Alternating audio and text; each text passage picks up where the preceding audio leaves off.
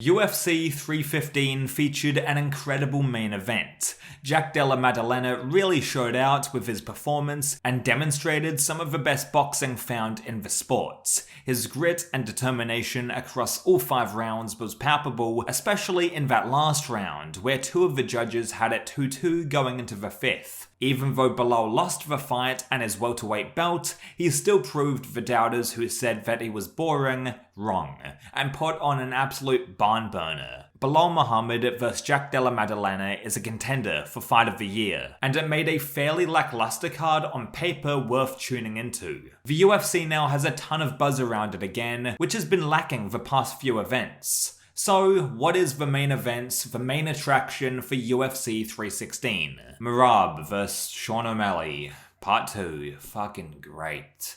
Before we take a look at this fucking thrilling contest, please make sure to subscribe for more consistent, quality combat sports coverage. Your support has been tremendous recently, and I'd love for it to continue. Anyway, we've already watched 5 rounds of Merab dominating Sean, and coming off that loss, Sean is getting another crack at the title. If Sean was forced to rematch someone for his next fight, I would have much preferred a title eliminator between him and Peter Yan. I understand why fans are upset about this main event. They think that the UFC are cashing in on Sean's popularity and are playing favourites. That's exactly what they're doing. From a business perspective, it makes sense. Merab has beaten every other potential title contender either on his way up to obtaining the belt or as an actual champion, and Sean brings 99% of the attention and audience to the Bantamweight division. I don't really care that Sean is getting an immediate title shot because it's blatant favoritism and there's clearly fighters who deserve it more. I'm more annoyed because the first fight was an absolute shutout and, more importantly, pretty fucking boring.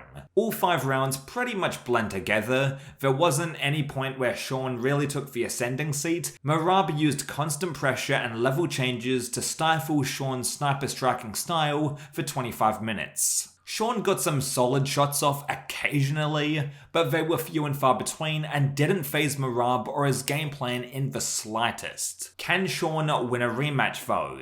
Yes, he could always set up a big shot and take Merab out, but I don't see it happening, and the reason I kind of hate this main event is because I think it'll be the exact same fight as last time. Fans said that JDM vs Belal had no hype around it, which is partly true. Of course, both fighters weren't superstars like an Israel Adesanya or Conor McGregor, but at least that fight determined the future of 2 different weight classes. If Belal won, we wouldn't see Islam move up to welterweight, and we would have most likely seen Islam vs Ilia Topuria. And because JDM beat Belal, Islam is officially a 170-pound fighter now and is gunning for double champ status. I think with Ilia being at 155 and Islam being at 170, it makes both divisions way more exciting, and as fans, we have a lot more questions about these fighters now and gives us plenty of things to talk about. As for the Sean O'Malley vs Merab rematch, it doesn't move the needle in the slightest. It gives us no real implications or stakes except for it being a UFC title fight.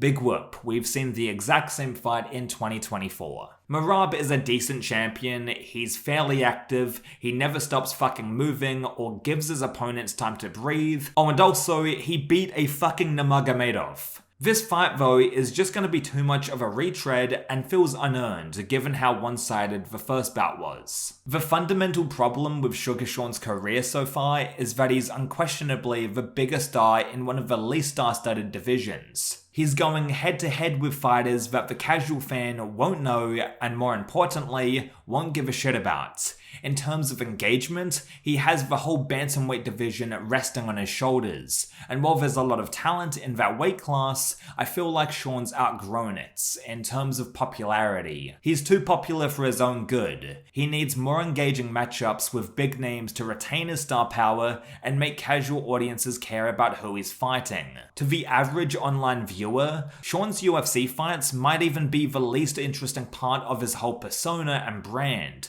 especially after that last performance. What should Sean O'Malley do?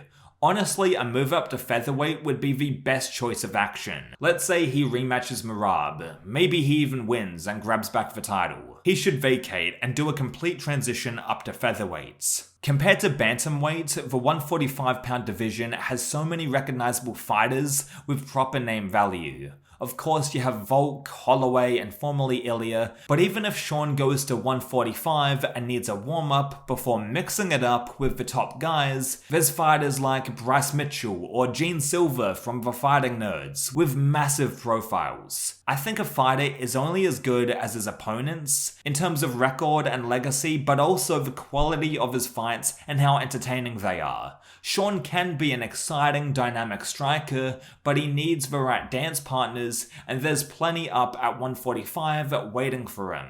I understand the reason why he's apprehensive to fight in a heavier division. Despite him being tall for the weight class, he probably comes in lighter than a lot of other 135-pounders. Weight cutting nets fighters serious advantages, I understand that. But I think there's wonderful fights that can be made and will excite fans more than a Merab or Jan rematch, or even a potential Sandhagen fight. I mean, if Sean went up and fought Gene Silver, another dynamic striker, that bout would be an absolute barn burner. Aside from Sandhagen and Jan, which we've already seen the latter, Sean's other potential opponents are stylistically pretty similar. Merab's goal is to pressure you on the ground, same with Umar, etc.